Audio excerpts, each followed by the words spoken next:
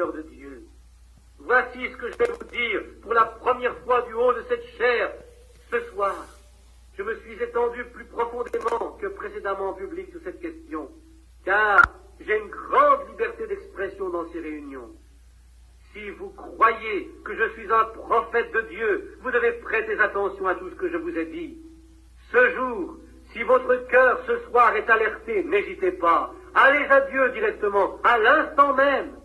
Faites-le, amis. Arrêtons-nous une petite minute maintenant. Regardez vos credos que vous suivez. Regardez dans vos propres églises. Tout cela est-il conforme à la parole de Dieu? Êtes-vous en règle? Vous-même, personnellement?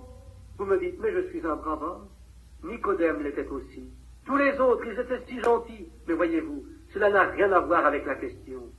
Et vous, femmes, je veux que vous vous regardiez dans le miroir, ce que Dieu exige de vous. Il ne s'agit pas du miroir de votre Église, mais du miroir de Dieu. Et voyez si vous reflétez dans votre propre vie l'épouse spirituelle de Jésus-Christ. Vous, ministres et pasteurs, pensez de même. Arrondissez-vous les angles ici, pour sauver les sentiments de quelqu'un tout là-bas. Le feriez-vous? Si pour cela on vous mettrait hors de l'Église. Oh, si vous avez ce sentiment, mon cher frère, laissez-moi vous mettre en garde dans le nom de Jésus-Christ. Fuyez de là, tout de suite. Et vous, madame, si vous ne pouvez vous élever au niveau d'une vraie chrétienne, non pas d'une chrétienne de nom, il faut que dans votre cœur, dans votre vie, vous vous conformiez exactement à ce qui est indiqué sur le certificat de mariage de Dieu. Conformez-vous-y, et vous, membres d'Église, si votre Église ne se conforme pas entièrement à la parole de Dieu, sortez d'elle et allez en Christ. Voilà. Un avertissement solennel. Nous ne savons pas à quelle heure il est. Vous ne savez pas non plus à quel moment. Cette ville de Los Angeles sera engloutie un jour au fond de l'océan. Jésus a dit dans ce verset, « Et toi, Capernaum, tu t'es élevé jusqu'au ciel, eh bien tu seras baissé jusqu'au séjour des morts. Car si les miracles qui ont été faits au milieu de toi avaient été faits dans Sodome, elles subsisteraient encore aujourd'hui. Sodome et Gomorrhe gisent au fond de la mer morte, et Capernaum est au fond de la mer de Galilée. Ô toi, Los Angeles, qui proclamais la cité des anges, qui t'es vanté, qui t'es exalté jusqu'aux cieux, et qui manifeste toutes tes actions répugnantes, au point que les villes de l'étranger viennent chercher ici nos modes, nos coutumes avilissantes pour les répandre dans le monde. Toi qui possèdes les plus belles églises, les plus beaux clochers, rappelle-toi qu'un jour tu seras englouti au fond de cet océan. Tu vas être criblé, la colère de Dieu va te vomir maintenant même. Combien de temps va-t-il encore maintenir cette langue de sable que la mer de Salton va bientôt engloutir? À plus de 1500 mètres de profondeur. Ce sera pire qu'au jour de Pompéi. Repens-toi, Los Angeles. Tourne-toi vers Dieu. L'heure de sa colère va sonner sur la terre. Fuis pendant qu'il est encore temps de fuir. Viens en Christ. À quel point pouvez-vous devenir aveugle? Laodicée aveugle, conduisant les aveugles de cet âge, sous de faux prétextes, de faux credos, des dogmes qui sont faux, une dénomination qui est fausse, des livres de credos qui sont faux. Oh, Laodicée aveugle, conduisant les aveugles, vous vous dirigez tous vers la fosse. Changez votre fil ce soir, prédicateur. N'aspirez pas cette nicotine dénominationnelle, formée de dogmes et de credos dans votre système, car Jésus a dit, quiconque ajoutera ou retranchera un seul mot. Quand vous dites à votre assemblée que c'est juste que les femmes fassent cela, de même que les hommes, et toutes ces choses, ceci encore cela, aussi longtemps qu'ils restent fidèles à ceci, et font cela et gardent ces credos, n'avez-vous pas honte de vous-même? Pharisiens aveugles, a dit Jésus. De même que Jésus cria, pharisiens aveugles, le Saint-Esprit dans mon cœur ce soir crie, Laodicée aveugle. Amen. Combien de fois Dieu a désiré vous donner un réveil, mais maintenant votre temps est passé. C'est trop tard maintenant. Combien vous avez ri et vous êtes moqué des gens que Dieu vous envoyait. Mais maintenant, votre heure est arrivée. Ô États-Unis, États-Unis, Combien de fois ai-je voulu rassembler tes enfants comme une poule rassemble ses poussins, mais tu ne l'as pas voulu. Maintenant cette voie va d'une côte à l'autre, du nord au sud et de l'est à l'ouest. Combien de fois Dieu a voulu vous rassembler, mais vous ne l'avez pas voulu. Maintenant votre heure est arrivée. Les nations se disloquent. Le monde s'effrite. Un immense bloc, long de 2400 km et large de 480 à 640 km, sombrera là-bas à 100 ou peut-être 64 km, en bas de cette grande faille, un de ces... Vous voyez cette image obtenue par Brown, comment il y a eu incendie en Californie. Ça c'est la ministre de l'information, porte-parole des États-Unis. Et c'était un incendie terrible. Donc, ça brûlait une très grande surface de terre, les maisons, les gens ont perdu tout. Voitures, maisons, argent, tout. Et là, vous avez la faille de San Andreas.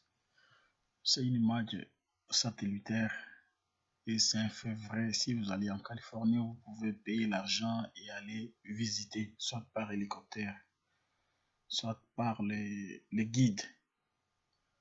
Donc, c'est une faille qui s'étend à peu près 1200 km.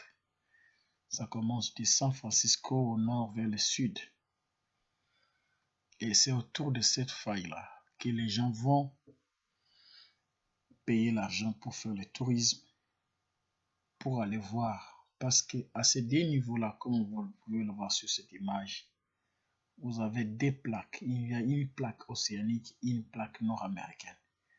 Alors, entre les deux failles, les deux plaques sont en train de glisser dans le sens inverse. Alors, leur glissement a donné naissance à une montagne. Sur ces montagnes, vous avez cette inscription qui est contenue dans le film Hollywood. Donc, vous voyez, ces gens sont allés là-bas, comme je vous ai dit, vous avez sur cette image qui sont allés, ils ont payé l'argent pour visiter. Alors, sur cette carte-là, vous avez la faille de San Andreas en rouge. C'est écrit en anglais, San Andreas Fall. Donc, il commence là en haut du côté de San Francisco jusque là en bas. Et la prophétie concerne Los Angeles. Vous voyez là où se situe Los Angeles. C'est juste vers la périphérie, le bord de l'océan Pacifique. Et William Branham a dit qu'un jour, Los Angeles, toi la capitale pornographique, des homosexuels, des lesbiennes, un jour tu finiras par se retrouver au fond de l'océan. Vous voyez sur cette image encore la même chose, les deux plaques glissent dans le sens inverse. Vous pouvez encore voir sur cette carte là où se situe Los Angeles. Et ça sont des dégâts qui sont parvenus, les gens ont perdu de voitures, leurs belles maisons qu'ils chérissaient. Ils ont tout perdu. Ils ont tout perdu, vous pouvez voir les détails. C'est une très grande surface de terre qui est brûlée. Ils ont perdu tout ce qu'ils avaient. Et ils sont devenus des locataires. Bon, ils n'ont même pas loué parce qu'il n'y a même pas de maison. On les a délocalisés, on les a mis dans les asiles, une place publique. On les nourrit comme ça. Vous voyez, alors je crois que ces incendies qui se font en Californie, c'est comme une sorte, ça c'est comme une sorte d'interpellation où certaines personnes vont perdre tout ce qu'ils avaient et à la suite de ça, ils vont quitter la Californie pour aller dans d'autres États. Et le jour où cette prophétie de William Branham va se réaliser, ça sera tout simplement un grand mort et donc la terre va se déchirer. Et les régions qui seront situées, les villes qui seront situées dans les distances, comme William Branham l'a dit là, 2400 km de longueur et 480 à 640 km de largeur. toutes les constructions, les banques, écoles, sociétés, tout ce qui compagnies d'aviation qui seront dans cet intervalle. Les gens vont seulement se retrouver, soit ils sont dans l'église, ils vont se retrouver seulement dans le séjour de mort. Et je crois qu'à mon avis, tous les incendies qui se font en Californie, c'est Dieu qui est en train d'appeler, d'amener les personnes qui devaient être épargnées pour qu'ils puissent quitter l'endroit. Et comme comme c'est la capitale des sexualités, la capitale des lesbiennes, les homosexuels, et encore c'est la ville, l'État le plus peuplé des États-Unis, après le New York. Non, c'est la Californie et le New York qui sont les plus peuplés aux États-Unis.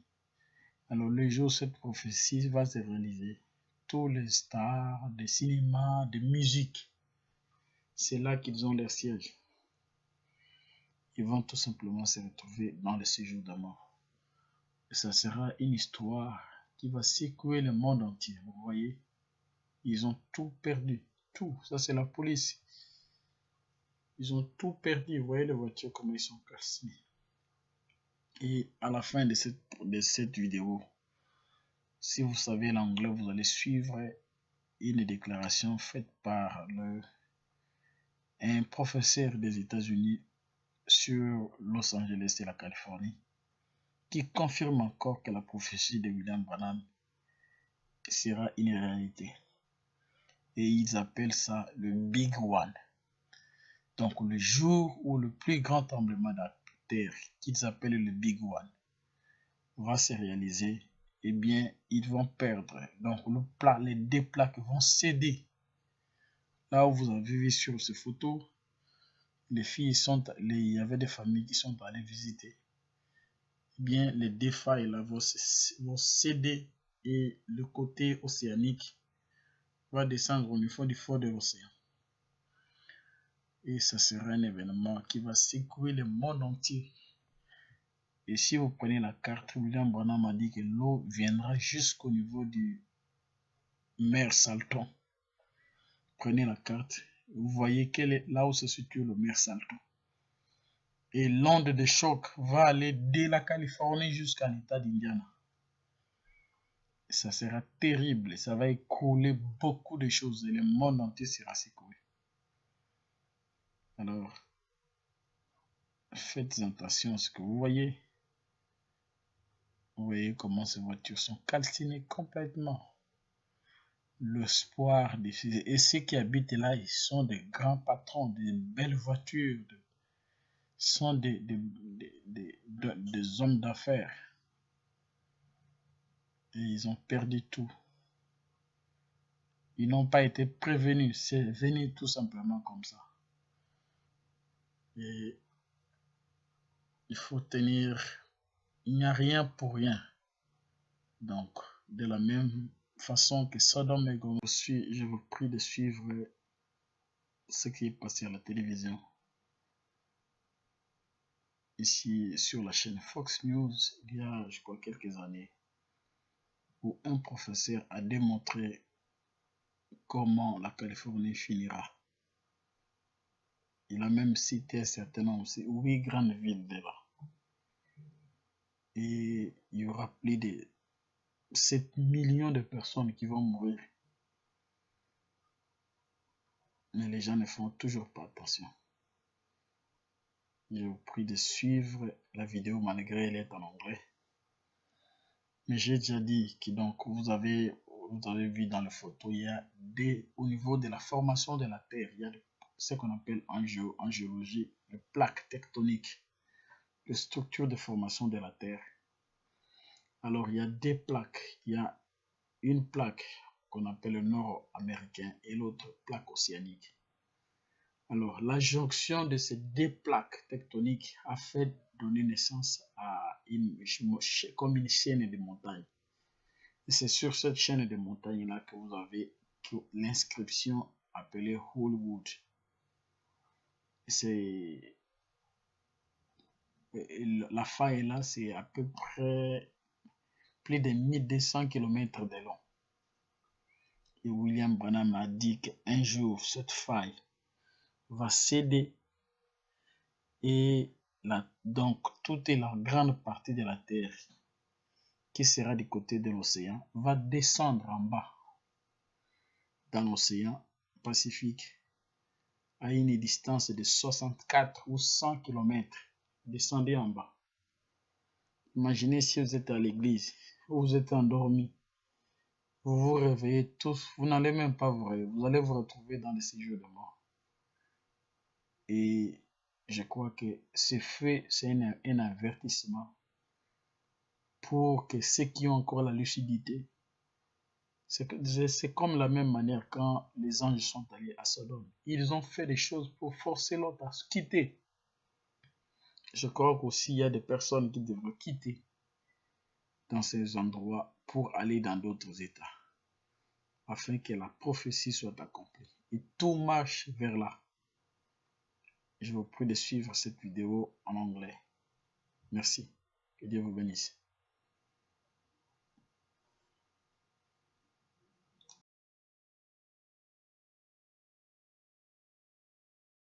The first warning of a monster earthquake off America's coast. The worst natural disaster in the history of the nation is coming, say the scientists. And they are all in agreement. It is absolutely coming. Thousands of dogs will bark at alert before the ground liquefies in one area. And a wall of water will slam into the Pacific Northwest up to 100 feet high and up to 700 feet across. More than 10,000 will die. It is coming. It is a certainty. The question is when. The warning is from the New Yorker magazine. We'll give you all the details from the scientists and find out why it's already all overdue. The big one in the Pacific Northwest, an area I'd never even heard of as far as seismic activity goes. Hang on, this is interesting. Read a stunning article by Catherine Schulz in the New Yorker this week. And frankly, if I lived right now in the Pacific Northwest, I'd be considering moving. Seriously. The gist of it is this.